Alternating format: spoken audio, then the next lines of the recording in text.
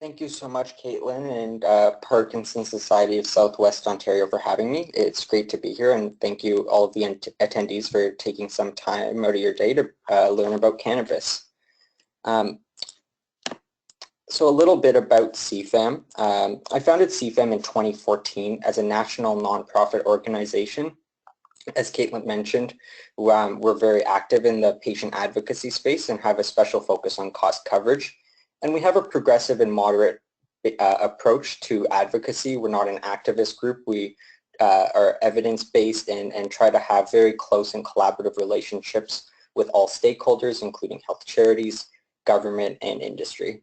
And of course, our primary focus is on patients, and everything we do is in the benefit of patients. And we believe overall that medical cannabis should be treated just like any other medication. And really what this means is that it's affordable, safe, and effective. Just to give you a quick overview of what we'll be talking about today, we're going to start with a history of medical cannabis to situate ourselves in this time of change, and we'll talk a little bit about the medical properties, use, and administration of cannabis.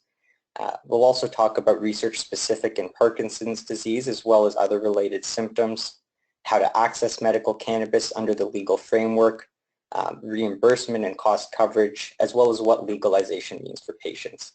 And we'll also have time for questions and answers towards the end. Feel free to put them in the chat as we go along, although most of them will be left to the end. I may answer some here and there should it be appropriate. Also, I ask that the questions that you ask are focused more on broad areas that relate to everyone on this call rather than specific medical questions related to your own specific condition. Those really need to be directed to your healthcare providers, as I'm unable to answer those questions. And just a quick disclaimer that, again, I'm not a physician. This doesn't represent medical advice or an endorsement on the use of cannabis. We're just trying to give information so you can make a more informed decision about your treatment options. Okay, so getting started, the history of medical cannabis goes back thousands of years to ancient China with Emperor Shang. Neng documented medical cannabis use for gout, and this use continually spread throughout Asia, throughout the ancient world. And then moving ahead a few thousand years into the late 1700s all the way to the 1930s, the medical use was popularized in Europe and America. And in the early 1900s, it was commonly prescribed by physicians, and it was included in the pharmacopoeia, so the list of medications that doctors could prescribe. But then in the 20s and 30s, everything changed with the start of Prohibition in 1923 in Canada, and then a little bit later in the US. And this really ceased all medical use of cannabis, at least legally, and really what it ceased is any research or product development at this point. And really that has impacted us a lot, not having that kind of modern research being able to be applied to an illegal drug, or at least it's very hard to have clinical trials. So today we still have a general paucity of research available to medical cannabis, and we'll go over a bit of that later. And then in 2000, there was a court case where a patient got arrested for using cannabis for medical purposes. The court overturned that charge and said that, and instructed the government of Canada, Health Canada, to create a system to allow people that need medical access to cannabis to do so. This system was called the MMAR, and it allowed physicians to authorize patients to either order dried cannabis from Health Canada directly from their supplier, or grow it themselves, or designated a person to grow for them. And this system existed for about 10 years or so until the government decided to replace it with the MMPR in 2013. This system was designed to eliminate some of the concerns from the original MMAR. Specifically, the government and law enforcement had concerns about home and designated growing, and wanted to basically create an industry of licensed producers similar to pharmaceutical manufacturers that are regulated, licensed, and enforced by Health Canada. So that was done in 2013.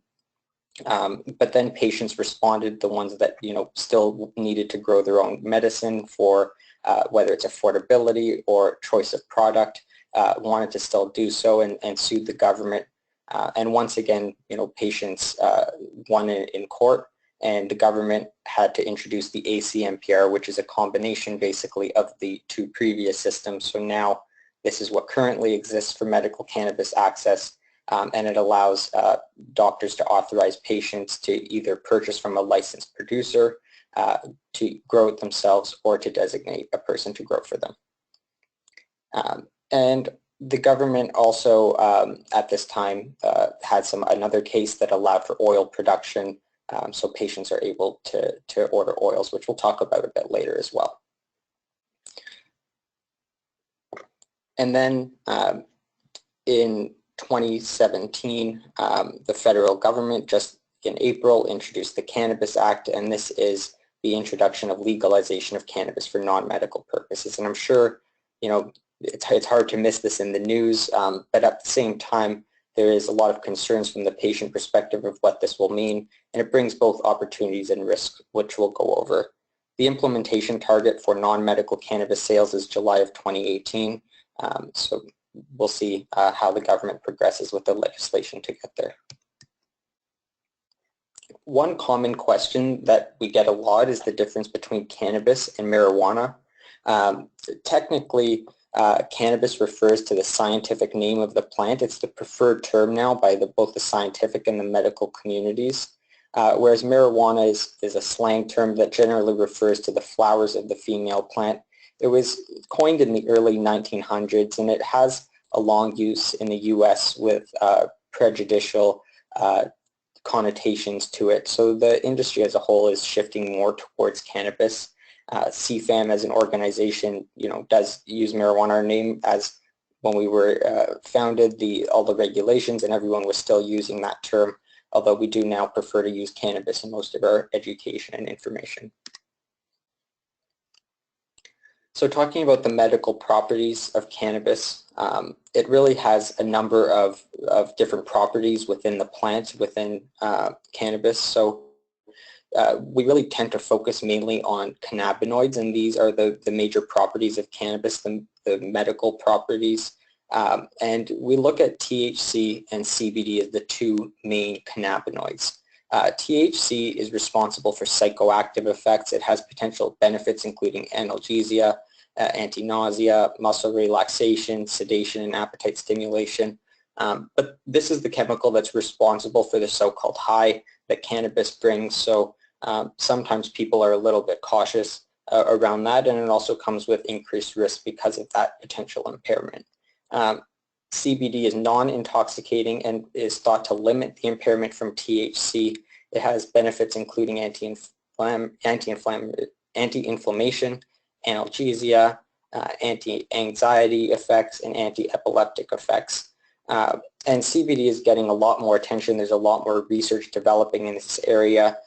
There was not much going back, 10 or 15 years in this area, but we are seeing a lot more research just in the last few develop. So I think that this is an area that we'll only see more information come out about. And then there's other components in the plant. There's other cannabinoids, and there's also terpenes, which is what cannabis, what causes the smell in cannabis. So these terpenes are thought to possibly have some kind of synergistic effect with THC, CBD, and the other cannabinoids. And this all plays a role potentially in the therapeutic properties of cannabis as a whole plant medicine. I think it's important to also understand how it works, how it works physiologically within our systems. So we actually have an endogenous cannabinoid system within our bodies. So this endogenous system regulates things like appetite, pain, mood, memory. It plays a role in homeostasis. So it's a really important system within our own bodies. And we have different receptors, cannabinoid receptors, throughout our nervous system and our immune system, CB1 and CB2 respectively. And these receptors both modulate the endocannabinoid, so our internal cannabinoids, which are developed through our own physiological processes. and they also can metabolize external cannabinoids. So if you have medical cannabis from a plant, for example, and inhale that or consume that, then these receptors and the endocannabinoid system will also deal with that. So so there is some research which we'll talk about that looks at the potential role of the endocannabinoid system in disease. And then it's also important to talk about what type of cannabis specifically, because cannabis as a whole has many different properties, as we talked about, but there's also many forms and it can come in. So it's good to lay a groundwork to ensure we're talking about the same thing. And most of what I'll be talking about today is herbal cannabis. This is whole plant medicine. As we talked about, it's over 100 cannabinoids, terpenes, and flavonoids. And most of these properties are actually stored not within the leafy material, but on little trichromes, as you can see in the bottom picture. These little glandular bodies on the leaves store the cannabinoids and most of the terpenes, and so this is what has the medical properties. And there's many strains and varieties of herbal cannabis. There's many street names that are assigned, although it's hard to necessarily correlate these. And then there's also producers' brand names as well. Each strain does have unique effects, so even when looking at two different strains with the same levels of THC or CBD, those two strains may still have unique effects on the user because of things like terpenes or because of other, really at this point, unknown possible factors. But it is really important to note that even though you may even though a patient may try one strain with the THC and CBD and then try another at the same level, they may not find the same effectiveness from those two strains, and we hear that a lot from patients. So, you know, the lack of research is problematic in the sense that we still don't know exactly which strains and doses to recommend for specific symptoms, although there are guidelines and starting points, and as we'll discuss, the risks aren't necessarily extremely severe of not finding the right dose. As a way of trying to categorize all of these different strains into something that's a little bit more easy to understand, we refer to cannabis in 3 different chemotypes, and these chemotypes are related to the THC and CBD content. So there's some strains that have an equal amount of both THC and CBD. These are called 1-to-1s. There's strains with high amounts of CBD, low THC. Again, CBD is non-impairing, so these strains are often used by people, you know, who want to have those effects and reduce the risk of impairment. And also, it's a good starting point for a lot of patients. And then higher THC strains do have therapeutic value as well, and they're categorized by themselves. And then when we talk about, some people ask, you know, indica and sativa. If you're familiar with cannabis already, these terms may be familiar sounding to you. It's a system that was originally thought to represent 2 distinct species of cannabis, cannabis indica and cannabis sativa. Newer literature suggests this may not be the case. In the recreational black market, it was basically based on plant structure, so sativas have a tall and narrow leaf, indicas are shorter and wider leaves on plants. And then there's also a subjective effects that users feel, with indicas reported to be more relaxing and sedative with a full body effect, versus sativas are more uplifting and cerebral with effects more felt in the head and upper body. And then there's also hybrids of these 2 different categories. So you may see these terms used within literature online or with patients talking, and they can be used to help correlate different effects to different strains, but there's no scientific basis to ensure one strain is an indica or a sativa, and moreover, there's no basis to then say what effects it will have. So we tend not to use this categorization system as much and try to refer more to the chemotypes, looking at the actual medicinal properties of the plant. In terms of prescription cannabinoids, so not all cannabis-based medicines are herbal cannabis. There's nabilone, which is a synthetic cannabinoid similar to THC. It's available by prescription in Canada. It's often used for nausea reduction or pain. Patients, from my own experience, tend to report that it's less effective than herbal cannabis or sometimes causes more sedation. But at the same time, it's a good place to start, and many clinics may start patients on a synthetic prescription cannabinoid. The benefits of doing so is that, the physicians are just more comfortable, prescribing that kind of product, and there's also cost coverage widely available as it is an approved prescription medicine. There's also another cannabis-based prescription medication called nabiximols, or brand name Sativex. It's approved for MS and cancer-related pain. It's also available by prescription and through pharmacies. And this is not very widely used, I would say, but there are patients who certainly do use it and find help from it. The cost is quite a lot, and not all plans cover it. So there is some financial difficulties patients face in some instances. There's also dronabinol, which is a synthetic THC. It's used to be a prescription, but it's no longer available. But you'll see it if you're doing research, that it is used in quite a few studies. And then there's Epidiolex, which is in the pipeline in the US, currently in phase 3, or maybe actually just finished phase 3. They recently announced some very positive results in Dravet syndrome, which is a rare form of pediatric epilepsy. This is similar to Sativex. It's a spray in the mouth, but it's just CBD versus Sativex is a 1-to-1 ratio. So we'll see how this gets approved and what indications it has. In terms of contraindications, so things you should be cautious about, warnings, if you have these different factors, then you should be cautious about using cannabis, including, of course, a hypersensitivity to cannabis, a personal history of psychiatric disorders, especially schizophrenia, or a familial history of schizophrenia, substance abuse disorders, although cannabis, and we'll talk about this too, is used sometimes to reduce opiates consumption. So in that instance, physicians do use it as a substitute. Severe cardiopulmonary disease, and there are drug-to-drug interactions, including sedative drugs, alcohol, and also anti-epileptics. There's also short-term adverse effects, including dizziness, drowsiness, headache. I'm not going to go through the rest of the list. You can see it here. All of this information is also available on Health Canada's website, information for patients under the ACMPR, and we have some of this information on cfam.ca. Most of these side effects I do want to mention are related to THC or smoking. So when we look at things such as the dizziness is mainly associated with THC.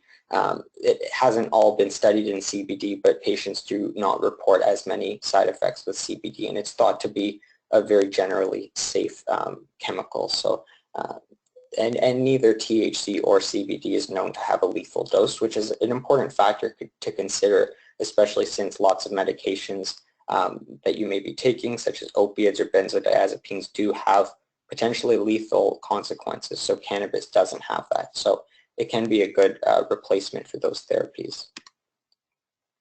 There are also some long-term considerations, including psychiatric mood disorder aggravation, again, cough and respiratory infections from smoking-related problems, and there's some potential cognitive and behavioral problems. Lots of these studies don't necessarily link cannabis as the causation to these factors. It's more of a correlation.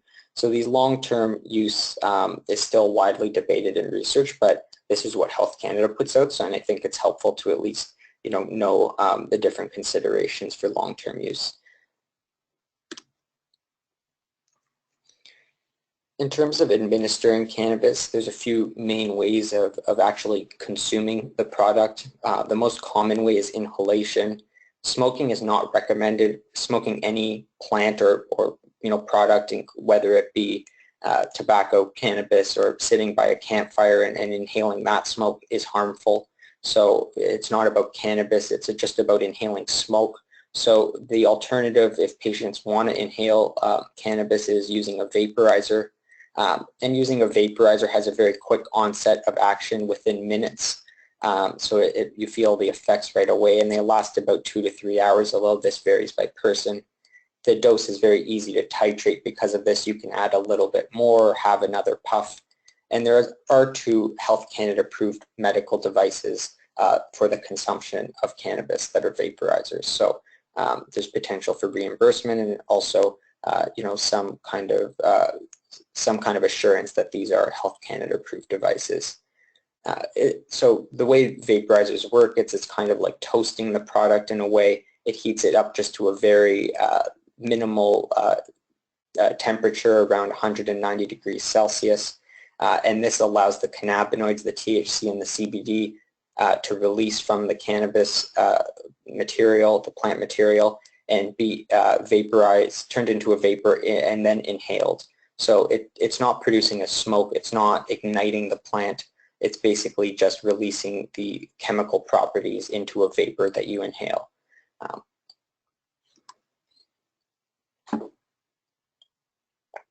And then in terms of administration of ingestion, this is the other main form of administration. It takes about 1 to 2 hours to take effect, although it can take longer in some instances. So when you're first dosing via oral use, you need to be very careful. It's recommended to wait at least 12 hours for your first dose to take another one, if not more, just to ensure that you don't have a delayed onset of action and then potentially have too much at one time. So the effects can last 4 to 8 hours. Again, this varies, and it could be longer. And this duration can be both desirable and not. So there's definitely pros and cons to this method. You have a long-term kind of consistent effect with oral use, but at the same time, if you do take THC orally and feel some impairment, that impairment could last potentially a bit longer than it would if it was inhaled through a vaporizer. And oral use oils as well as capsules can be purchased through LPs. There's limited capsule availability, and the strength of them is a little bit lower, I would say, than what most people are looking for, but it is a good starting place, and it's a good discreet way of consuming cannabis as well as the oils. So it's definitely an option we see more and more patients starting to use. And it can be just taken itself in terms of the oils, or it can also be mixed into food or drinks. There's also alternative methods of administration. These products aren't available for purchase, but patients can use their dried cannabis or oils to make them, including sublingual tinctures, which is an extraction that you just put under your tongue, and it has quick onset of effects. And then there's creams and patches that you can put on your skin, and this helps some patients report it helps some skin conditions as well as some other kinds of topical type pain. And then some patients just turn it into a tea and consume it that way, and find that's an easy way to convert the dried cannabis into an oral consumable product. One question that comes up a lot is, can cannabis be used in long-term care homes, public places, hospices, and so on? And the answer is that the regulations vary province to province.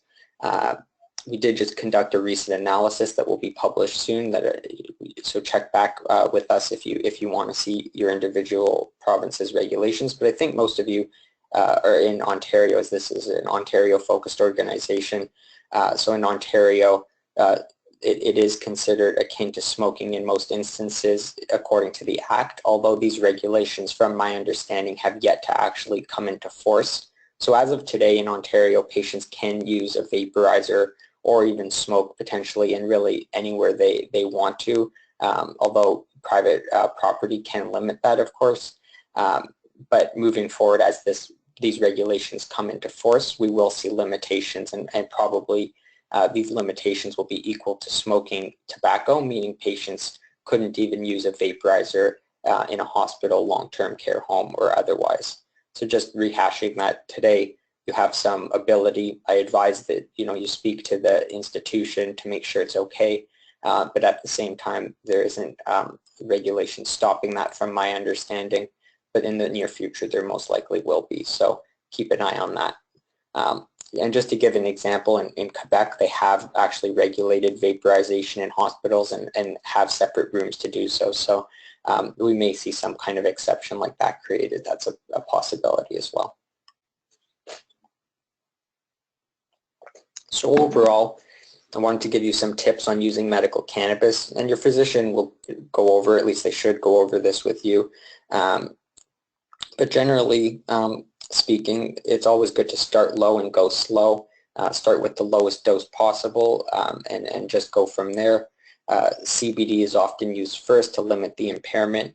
And you can use a process of self-titration. So just start with a small dose one day, see how that works. Depending on how that goes, the next day you can either have the same amount, lower it, or increase it. And then just kind of take it slowly and just do small increases at a time.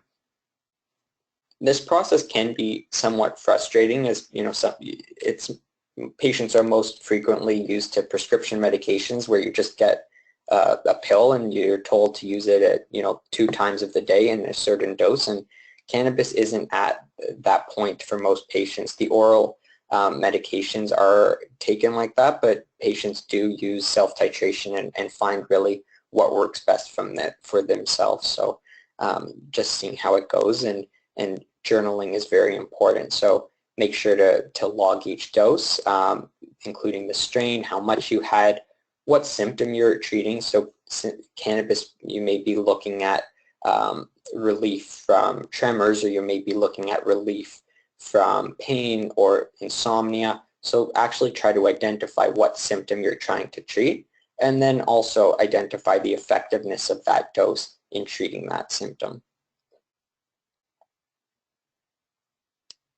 So we'll go over a little bit of the research in Parkinson's, as well as some other kind of associated symptoms that you might be experiencing. And this is just a screenshot of this video, and I think this is a really good example of anecdotal evidence. This gentleman suffers from really bad dyskinesia and tremors, and really could use relief, and finds, or a friend, I think, the backstory is a friend purchased some cannabis oil, and he puts it under his tongue, and you can instantly or near instantly see quite a tremendous reduction in his symptoms. And these anecdotal experiences, whether it be videos like this or friends or family, are really powerful, and really this has driven a lot of the change that we've seen and a lot of the research that's happening. But at the same time, we don't have the clinical evidence necessarily to support how these products work and what doses they work at. So we do have ways to go to get there, but we do know that a huge number of people find that they're finding effective relief and with manageable side effects from using cannabis products. So it definitely shows that if other things have failed, or depending on where you are in your treatment, you can make an informed decision, but also know it is mainly anecdotal evidence. With that said, there was recently an analysis looking at formal literature related to PD and medical cannabis. This was a meta-analysis that looked at about, I think it's 10 different trials or cases. Some of them are surveys, so again, not even a clinical trial. And overall, they found in some of the studies there were effects for tremor, but most of them found no benefit for tremor following single administration. These all use different products. The patients, in the number of patients in these trials were very, very low, and the methodology was mixed. So I would use an abundance of caution when interpreting these results, whether positive or negative. It's just really not a sufficient evidence base to make a fully informed decision about what effects in PD cannabis could offer. So again, it's looking at the anecdotal evidence, the limited clinical and other levels of evidence, and then making an informed decision if you think the risks are worth moving forward, and then getting a physician to support you. With that said, again, when we're looking at patients who are using opiates or other medications treating other symptoms, then we do have a higher level of evidence in that. So in terms of PD, tremor, and dyskinesia, and other symptoms, the evidence isn't there. And the evidence that is positive, it does look quite good, but it is preclinical compared to we have a lot more evidence in, sorry, that's what I just talked about. We have a lot more evidence in chronic pain in adults. So there's a high level of evidence to support use in chronic pain. There's a high level of evidence in MS-related muscle spasms, nausea and vomiting, and chemo, as well as there's a moderate evidence in sleep. And this conclusion was reached by a very thorough analysis by the U.S. National Academies of Sciences. So if you are experiencing other symptoms, there may be an indication more so for those symptoms rather than Parkinson's itself, although it is important to consult your physician and make sure that they are aware and also approving your use alongside your other medications. There's also a good level of research related to substitution of cannabis. So there's been a number of studies, but the most recent one found 63% of patients using cannabis are using it as a substitute for other prescription drugs, with the most using it as a substitute for opiates, benzodiazepines, or antidepressants, as well as alcohol, cigarettes, and illegal drugs. So patients are using medical cannabis to switch off of these other drugs, which we know are extremely harmful in many instances. So I see this as a very positive sign, and I think more and more physicians are realizing the potential benefits of cannabis as a substitute of these other prescriptions.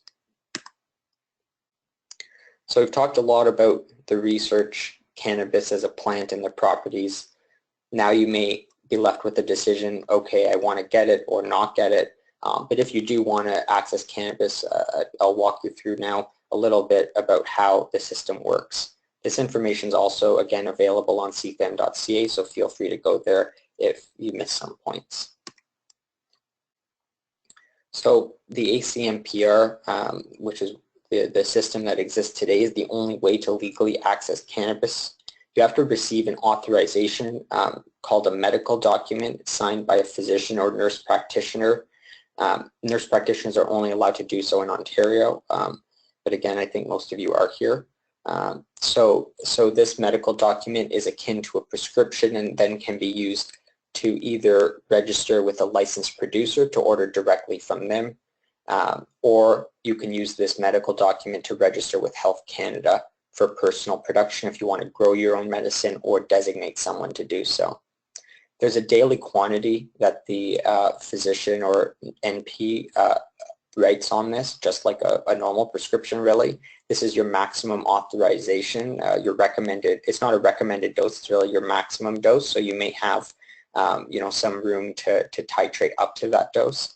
And then there's a possession limit of 30 times that daily authorized dose, or 150 grams, whichever is less of the two. So it really depends on how much you have, but you need to be cautious of your possession limit when ordering to ensure that you never exceed that amount. In terms of the licensed producers, there's 45 plus now. I think there's 48.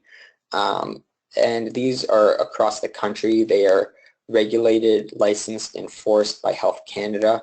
All of the medicine is shipped directly to your home via courier, and they can sell cannabis in its dried form, the flowers, the oils in bottles, as well as capsules. And they carry a variety of strains. Each one has different strains. They're not regulated on a strain level, so they really choose what they grow. They are mandated to test for safety, including mold and heavy metals, as well as potency, including THC and CBD. There was some recent concerns around pesticide testing, and Health Canada announced they're going to do mandated pesticide testing, so we'll see when that starts happening, although much of the industry has already announced they're going to proactively do pesticide testing before that is implemented. I really advise you to do some research first. Look at which LPs have products that you think you want, and also ensure that you can call them and ensure that they have ample supply available as well. And since it's a really still the birth of a new industry, and many of these producers may struggle at times to supply their patients very consistently. We do advise that patients actually split their prescription and ask their doctor for 2 medical documents. So if you have 2 grams a day authorization, you can get 2 medical documents for 1 gram a day each, and use those to register with 2 licensed producers. And this will allow you to really ensure that you get a consistent supply. It may be something that you look at on your renewal after a few months versus your first time, just to get, to try one might be easier, but it's something to keep in mind that if you are having supply problems, you can register with more than one.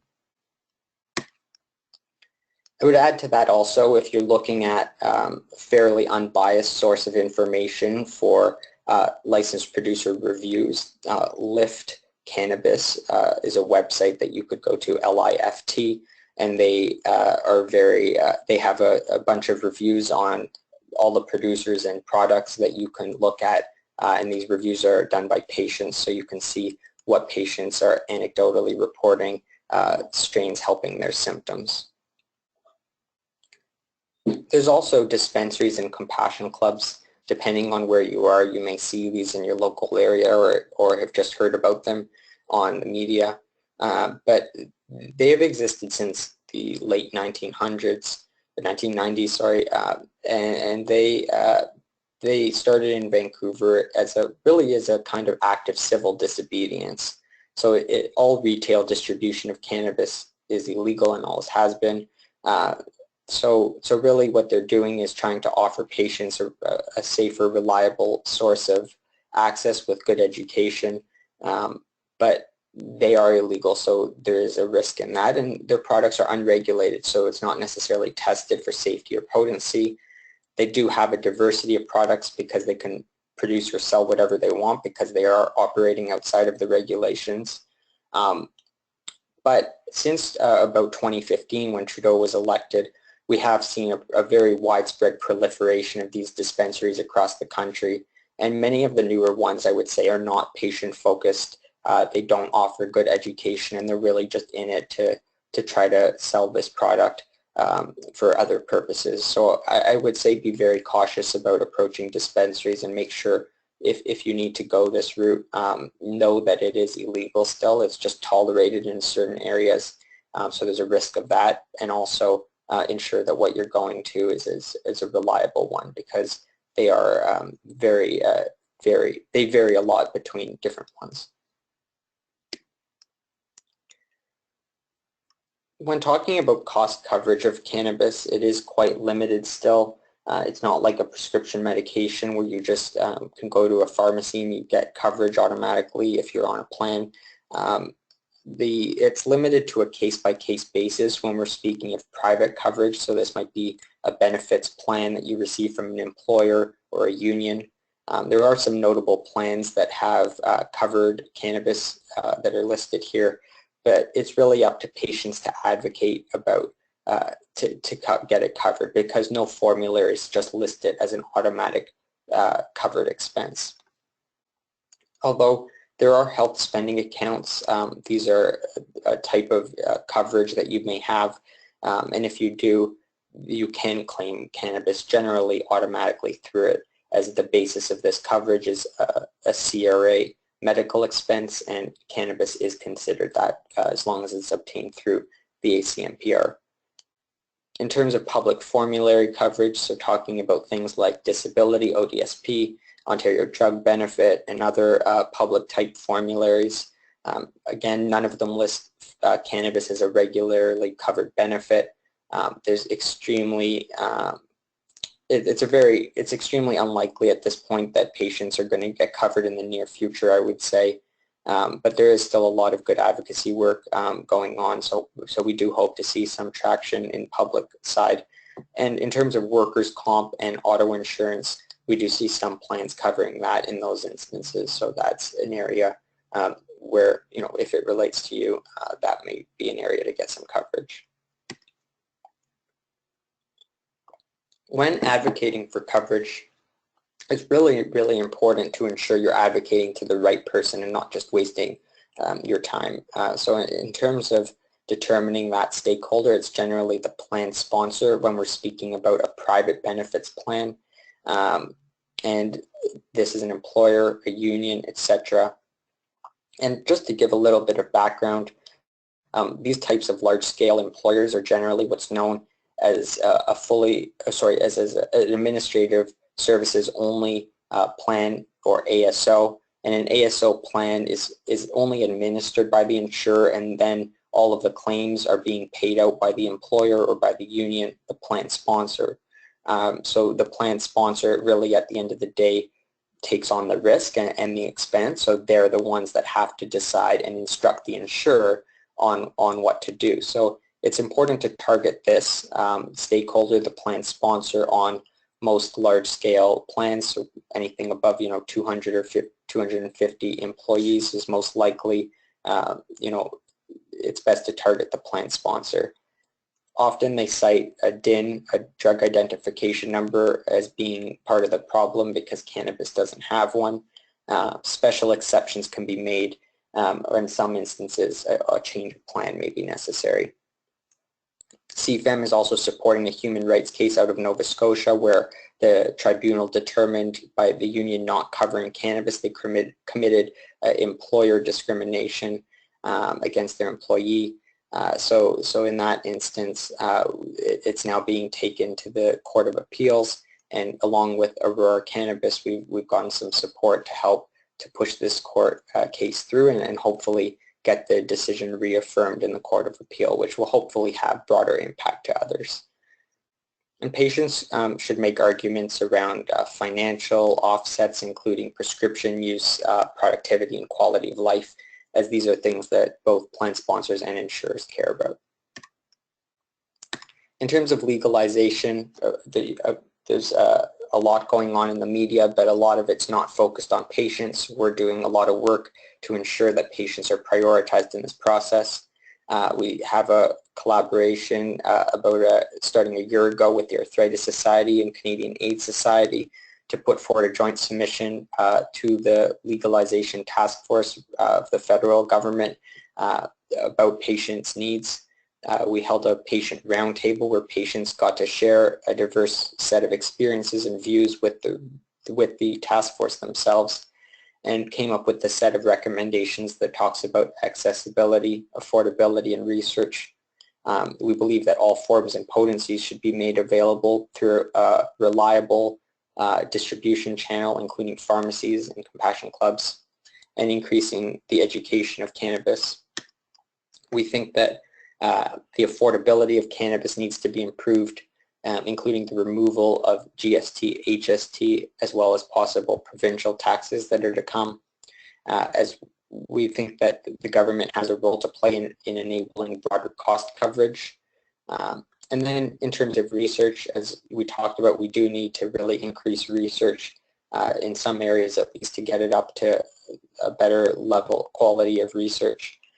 So we're calling on the government with the Arthritis Society to fund $25 million of research over 5 years specific to medical cannabis research, and also reform research licensing to make it easier for researchers to be able to conduct research, as right now it's basically treated like nuclear material. So we're trying to get cannabis treated a bit more like how it should be in a little bit of a lower risk category.